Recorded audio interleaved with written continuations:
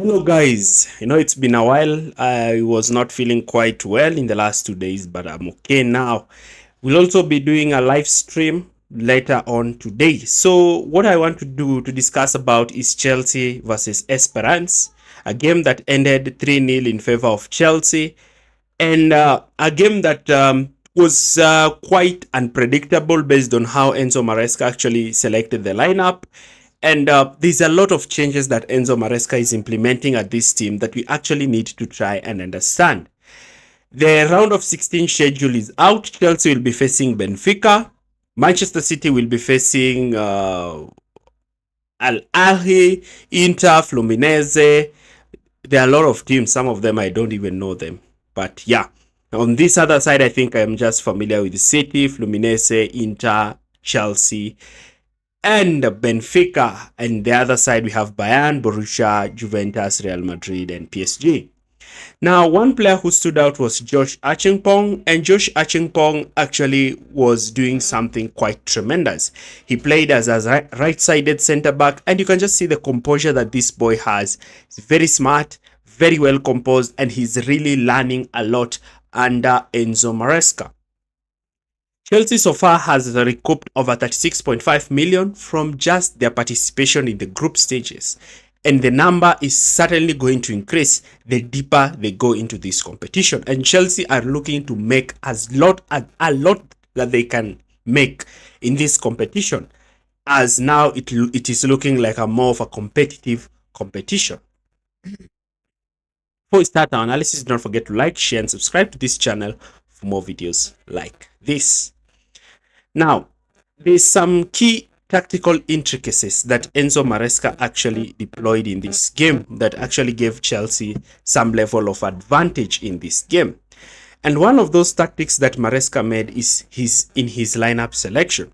Maresca went with a 4-2-3-1 lineup, but key changes were Cucurella was out, Colwill was out, Rhys James was out, Caicedo was out, and Neto was out, Palmer was out, and Delap started. Now, one thing that was so fascinating was the introduction of Nkunku, and how Maresca used this is that he used Dewsbury Hall as more of a right winger and actually deployed Gusto in that inverted fullback position, playing him at left back because he wanted to rest Marco Correa. Now, one thing that really fascinated me is the way Chelsea were looking to dominate the game. After rewatching the game, I noticed that Lavia was so instrumental during Chelsea's build-up, dropping to receive the ball directly from the centre-backs. Also, another thing that I noticed in this game is how Benoit Badiashile was so intricate with his line-breaking passes, looking to pass the ball to the winger and even sometimes to the inside forwards. Josh Achimpong was also doing the same thing down the right. Achimpong was so great with his passing, and Maresca for the first time had three excellent defenders who would easily play penetrative passes from the backline. We also started to see runs from half-space regions from players like Fernandes and Christopher Nkunku, but in particular, Noni Madueke down the left was looking to take on his fullback, and actually he had some great success. But what fascinated me was the movement of Delap.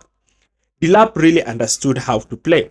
When sometimes Fernandes will drop deep to pull a midfielder out, Delap would move to occupy the left half space that Enzo Fernandez was actually occupying. And as you can see here, look at the movement. Nkunku has moved into that inside right half space position. Actually, it's Enzo Fernandez. And Delap, he's moving towards the left half space. And Nkunku is moving towards the attacking line. The main reason for this is that Delap likes to make those runs through the channel. And because he was playing like a second striker next to Nkunku, what we started to see is that now Delap was making those runs while Nkunku was playing as that second striker. And you can see the tactical changes that Maresca is actually employing, because now he's using Nkunku in that position that actually made Nkunku excel in RB Leipzig. And Delap constantly making these runs into those half-space position is what allowed him to get the space to actually score the goal.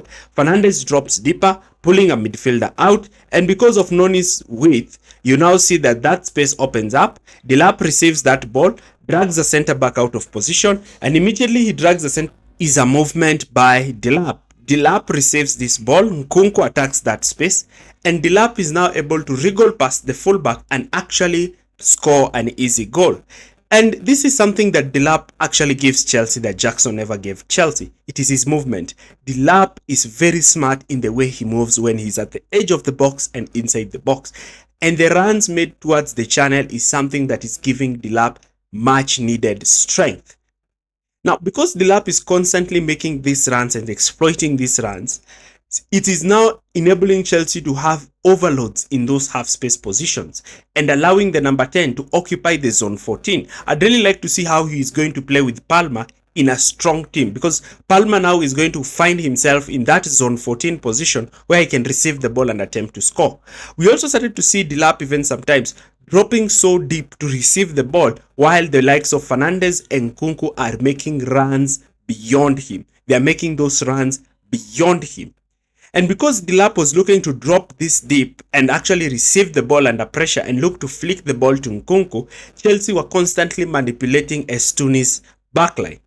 Another thing we saw is that when Es Tunis were looking to remain compact, Enzo Fernandez would play balls over the top for the runs of the wingers. In particular, Noni Madueke was doing this tremendously. And how did this come? Because Es Tunis sometimes wanted to maintain a mid block by having more of a man-oriented press in this kind of scenario.